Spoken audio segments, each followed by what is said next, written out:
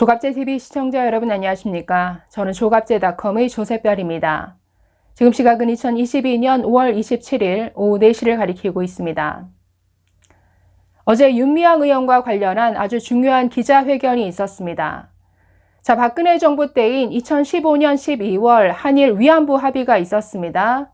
그동안 윤미향 의원은 이 합의 내용, 특히 그 핵심 내용에 대해서 사전에 정부로부터 어떤 설명도 듣지 못했다라고 주장해 왔습니다. 그런데 그동안의 주장을 완전히 뒤집는 듯한 외교부 문건이 어제 공개가 됐습니다. 자, 어제 변호사 단체죠. 한반도 인권과 통일을 위한 변호사 모임, 줄여서 한변이 오후에 긴급 기자회견을 갖고 외교부를 상대로 소송을 통해 받아낸 외교부 문건 4개를 공개했습니다. 자, 그 중에 하나 사진을 한번 보시면 문건의 제목이 이렇게 되어 있습니다. 동북아 국장 윤미향 정대협 대표 만찬 협의 결과, 이런 제목입니다. 어제 공개된 문건에 따르면 그동안 윤미향 의원이 해온 주장과는 달리 2015년 12월 그 한일 위안부 합의가 발표되기 9개월 전부터 여러 차례 윤미향 대표를 만나서 정부가 그 합의 진행 상황이라든지 그 내용에 대해서 꾸준히 설명해 왔다라는 것을 뒷받침하고 있습니다. 그렇기 때문에 그동안 윤미향 의원 그 핵심 내용에 대해서 정부로부터 사전 설명을 듣지 못했다, 이런 해명 자체가 거짓말 아니었느냐, 이런 의혹이 제기될 수밖에 없는 것이죠. 자, 2020년 5월에 그 이용수 할머니가 기자회견을 하면서 이렇게 주장했었습니다. 2015년 한일 합의 당시에 10억엔이 일본에서 들어오는 것을 윤미향 대표만 알고 있었다라고 폭로를 했었습니다. 아니, 그 합의 내용에 대해서 윤미향 의원이 정부로부터 듣고도 할머니들에게 제대로 그 구체적인 합의 내용에 대해서 알려주지 않았다라고 폭로를 한 것이었죠. 자, 그런데 당시 부인했었습니다. 윤미향 의원은 아니다, 합의 전날에 정부로부터 연락은 받았지만 그 발표의 핵심 내용은 빠져 있었다라고 이렇게 해명해 왔습니다. 그동안 윤미향 의원의 말이 뭐 이건 들었다, 이거는 못 들었다, 계속 말이 바뀌어 왔는데, 자, 어쨌든 중요한 핵심 내용에 대해서 듣지 못했다라고 주장해 왔지만 어제 공개된 이 문건을 보면 정부가 여러 차례 만나서 아주 장시간에 걸쳐서 그 설명해 왔다라는 게 문건을 통해서는 확인이 됩니다. 자, 그 구체적인 내용을 한번 보시죠. 자, 2015년 3월 9일, 3월 25일, 무려 9개월 전이죠. 그리고 또 10월 27일, 또 12월 27일, 그 합의 직전입니다.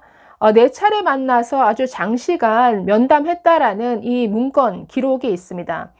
자, 2015년 3월 9일에 그 면담 문건에서는 그 A 국장이라는 사람이 이 윤미향 대표를 면담하고 이 위안부 문제와 관련해서 한일 간의 협의 동향이라든가 위안부 피해자 중 기존에 사망한 사람에 대한 보상 문제, 그리고 피해자 의견 수렴, 그리고 금년 정대협 활동 계획 등에 대해서 서로 의견을 교환했다라고 이렇게 기록되어 있습니다. 자, 이뿐 아니라 그 핵심 내용이 들어가 있는 이런 문건도 있는데, 자, 특히 한일 합의 전날입니다. 2015년 12월 27일 이상덕 당시 외교부 동북아 국장이 서울 시내 한 식당에서 윤미향 대표를 만나서 2시간 30분 동안 면담하고 설명을 한 이런 기록이 나옵니다. 자, 이 문건에 의하면 이 국장이 발표 시까지 각별한 대외 보안을 전제로 근본 합의 내용에 대해서 설명했다라고 나와 있는데, 이렇게 기록되어 있습니다. 근본 합의에 일본 정부의 책임 통감, 그리고 아베 총리의 직접 사죄와 반성 표명, 또 10억엔 수준의 일본 정부 예산 출연, 이런 내용이 합의에 포함된다, 이걸 윤미향에게 설명했다라고 기록되어 있습니다. 지금 여기에 이 당시 그 합의의 핵심 내용이 다 들어가 있죠. 위안부 그 피해자 보상을 위해서 정부 출연 기금으로 10억엔을 출연해서 재단을 만드는 것, 이게 가장 핵심적인 내용이었죠. 이게 그 이전의 어떤 위안부 합의보다 진일보된 이런 합의였다라고 평가받는 것은 그 이전에는 정부 어떤 민간 차원에서 보상이 이루어졌습니다. 자, 그런데 2015년 이 당시에는 처음으로 일본 정부 예산을 통해서 위안부 피해자에 대한 보상이 이루어지는 이런 합의를 했다라는 것이죠. 그래서 10억 엔을 어떤 그 피해 보상 기금으로 출연하는 것, 두 번째는 아베 총리가 직접 나와서 사죄 그리고 반성의 그 표명을 한다라는 것. 그래서 당시 아베 총리가 나와서 읽었던 그 어떤 위안부 피해자에 대한 사죄의 그 표현을 보면 굉장히 정중하고, 사실 이 이상의 어떤 반성과 사죄를 할 수 있는가. 저는 이 당시 합의가 굉장히 잘된 합의였다라고 보는데, 이거에 대해서 막 계속 태클을 거는 이런 역할만 해왔죠, 윤미향.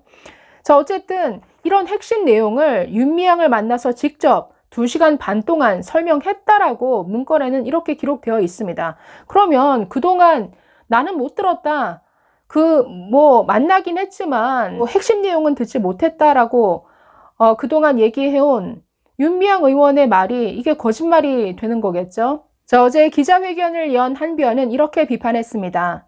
윤미향 씨는 박근혜 정부가 위안부 피해자들이나 피해자 지원단체의 의견을 묻지도 않고 일본과 합의했다라고 비난했다. 왜 그런 허위 이야기를 했는지 알 수 없다라고 윤미향 의원을 비판했습니다. 자, 이에 대해서 윤 의원실 관계자는 이렇게 해명합니다. 발표 당일에 거론되었던 소녀상 철거 협조라든가 우리 측에서 최종적 불가역적으로 이 내용이 해결될 것임을 어떤 합의한 이 내용에 대해서는 발표가 된 뒤에야 처음 들은 것이다. 그래서 핵심 내용에 대해서 듣지 못한 거다라고 주장을 하는데, 아니 이 당시 합의의 주된 핵심 내용은 아베의 사죄가 있느냐 없느냐, 그리고 어떤 규모의 보상이 일본 정부 차원의 그 예산을 통해서 이루어지느냐, 그게 핵심이죠. 지금 핵심 내용은 충분히 설명된 것 아닙니까? 그리고 이 문건을 보면 아주 장시간에 걸쳐서 정부가 어떤 이 위안부 지원 단체와 만나서 계속적으로 설명을 해왔다라는 걸 알 수가 있죠. 그러면 두 번째 의문이 드는 것은 이런 설명을 듣고도 그 내용을 위안부 피해자, 그 당사자, 그 할머니들에게 제대로 설명을 했느냐, 지금 이 부분이 밝혀지지 않고 있습니다. 여기에 대해서 이용수 할머니는 우리는 윤미향으로부터 제대로 설명 듣지 못했다라고 주장한 것이고, 지금 윤미향 의원만 알고 있었다, 제대로 피해자들에게 설명하지 않았다, 이런 주장을 펴는데, 여기에 대해서 아니다, 할머니들과 충분히 이 정부의 어떤 합의안을 가지고 충분히 토론을 한다든가 의견 수렴을 거쳤다, 이런 어떤 구체적인 증거와 자료를 제시를 해야죠. 자, 오늘 조선일보가 사설을 통해서 아주 윤미향 의원을 강하게 비판했습니다. 자, 제목 보시면 한일 위안부 합의 알고도 숨긴 윤미향, 위선 가식 이뿐인가, 이런 제목인데, 자, 중간부터 보시면 이렇게 비판하고 있습니다. 윤미향 정의연 대표는 위안부 합의 발표를 강하게 비난했다. 그 공적을 인정받아 민주당 비례대표 의원이 됐다. 그런데 할머니들에게 써야 할 돈 1억 원을 개인 용도로 사용한 혐의가 드러나 재판에 넘겨졌다. 후원금으로 갈비 사 먹고 마사지 받고 과속 과태료도 냈다. 이런 파렴치 사건인데도 기소된 지 13개월 만에야 재판이 열렸다. 부동산 비위 의혹까지 제기됐지만 민주당은 출당만 해 의원직을 유지해 줬다. 지금도 의원 배지를 달고 있다. 문재인 전 대통령은 취임 직후 위안부 합의에 대해 중대한 흠결이 확인되었다. 새롭게 협상을 해야 한다라며 사실상 합의를 파기했다. 임기 내내 반일몰이를 국내 정치에 이용했다. 그러더니 작년 1월 갑자기 위안부 합의가 양국 정부 간의 공식 합의였다는 사실을 인정한다라며 하루아침에 입장을 180도 바꿨다. 정말 부끄러운 일이다.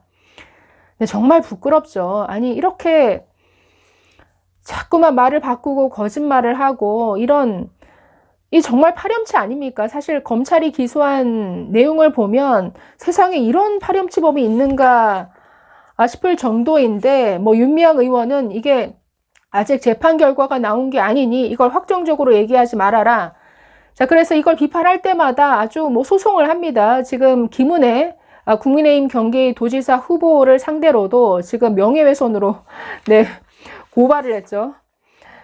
자, 이런 수준인데 당시 검찰의 기소 내용을 보면 네, 뭐 횡령에 배임에 한두 개가 아니죠. 네, 2020년 9월에 기소가 됐는데 뭐 보조금 관리법 위반, 기부금품법 위반, 준 사기 8가지 혐의입니다.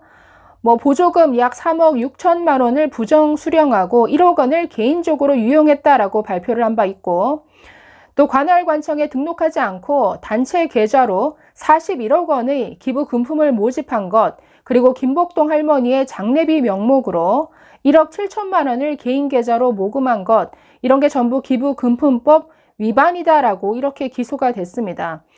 자, 그리고 뭐 치매를 앓는 위안부 할머니의 심신장애를 이용해 기부 증여를 하게 한 것, 여기에 대해서는 준 사기 혐의가 적용이 됐습니다.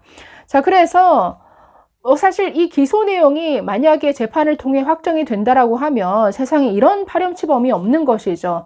그런데 네, 어쨌든 재판 중이다라는 이유로 여전히 배지를 달고 있습니다. 정말 부끄러운 현실이 아닐 수 없죠. 네, 당장 이번 6일 지방선거를 통해서 좀 확실히 심판해 주시기 바랍니다. 네, 사전투표 저는 내일 할 생각인데 사전투표, 본투표 열심히 투표에 참여해 주십시오. 감사합니다.